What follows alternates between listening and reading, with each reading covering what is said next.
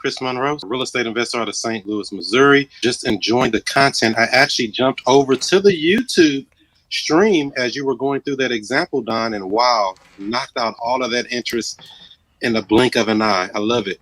But I did have a question in regards to that. Any event when you were looking at that and basically paying that one-time interest, that 1 month interest versus a year's worth of interest, is that always best to do in yearly increments, or can that be broken down into months, or if you want to do 2 years worth?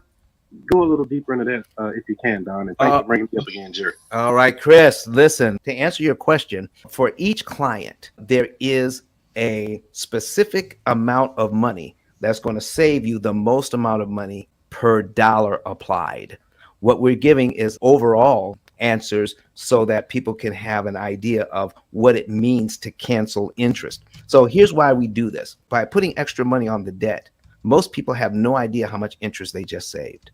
And the purpose of the example that you saw is just to say, oh, I didn't realize that we could save this much interest. So our program will take each individual client, take a look at their financial footprint, and then make recommendations as to when to put the money down, how much to put down, which loan to attack. And we're going to tell them to the penny how much to prepay.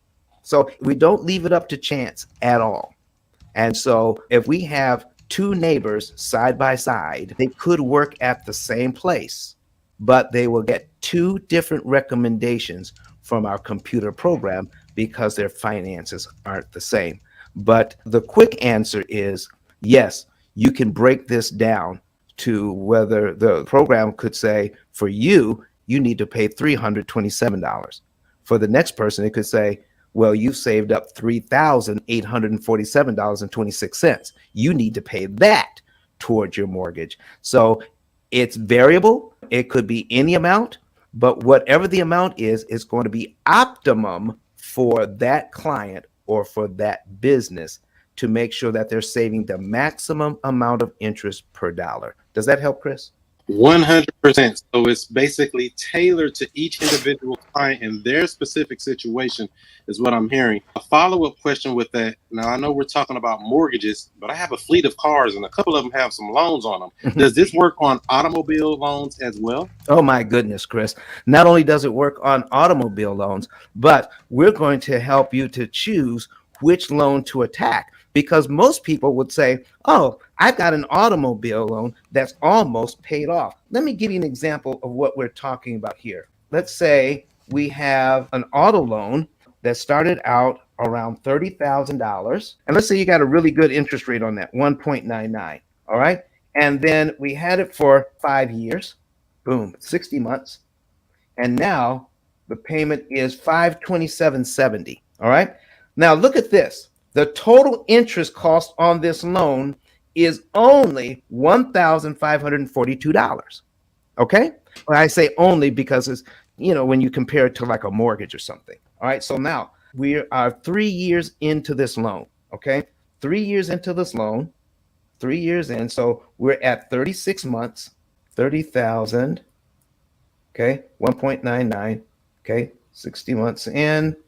Okay, so here's the cumulative principal and cumulative interest. Okay, so once we are 3 years in, 36 months, we're at 17,000, and we've paid back in interest $1,284.27. Okay, so out of the $1,500 in interest we're supposed to pay, we've already paid $1,200 of it. So somebody might say, well, I've only got a little bit to pay off. Why don't I pay off this loan because I owe the least amount on it? Well, you don't pay off a loan just to pay it off, Chris. You pay it off because of how much interest I can save. I've got cars with loans where I owe more interest than I do this one. So why would I take my money to pay off this loan? Because I still owe $12,000. I could take 12 grand, pay this loan off and be done.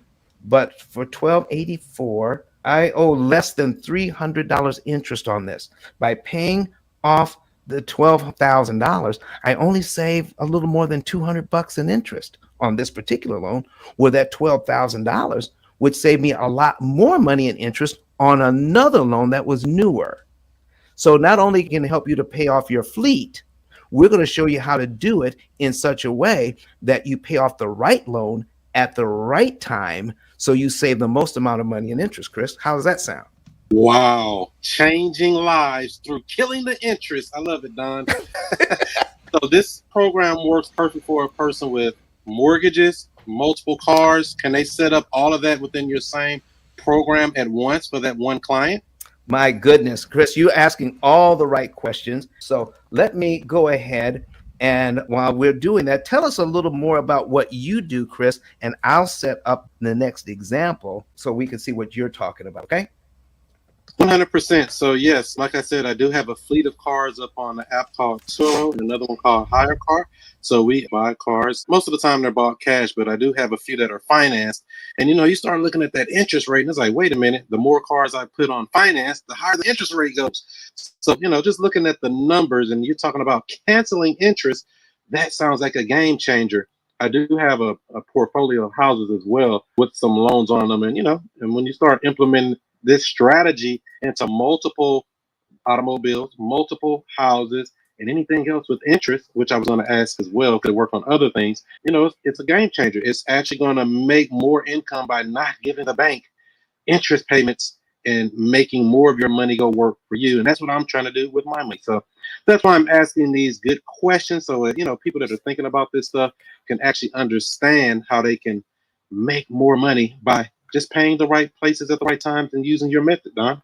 Well, listen, Chris, what we're doing now is I'm putting on an example of our opportunity cost calculator. And why we call it an opportunity cost calculator is because opportunity cost simply means if I spend my money one way, I can't also spend it another way. For instance, I buy a television at Walmart, all right, and I pay for that television.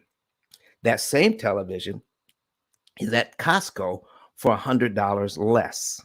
Okay. Since I've already spent the money on the television at Walmart, now because of opportunity cost, that's called an opportunity cost lost because I've already spent the money at Walmart. I could have spent it at a Costco and saved $100, but that $100 is now gone. Opportunity cost lost. So what we're trying to figure out is how can we make sure that whenever we pay for something, whenever we purchase something, we take a look at not only am I making a good deal when I purchase the car, because I happen to know a little bit by listening to you, Chris, how to buy a Turo car, how to buy my car that's going to go on Hire Car. What he does, folks, and I listened to him. So he says, buy the car at such a price that when you insure it, if it gets totaled out, you actually are going to get a check for more than what you bought the car for. Is that right, Chris? Yes, sir. We win either way, no matter what. But Don has some valuable information that can contribute to the quality of a person's life. And it only costs you a few dollars. It's his book. Why not get that? I'm going to go through the P.I.L.L method myself with some of my investment properties. So I'm going to link up with Don, and then I'm going to sit down with him, show him my investment portfolio, and see how I can eliminate interest.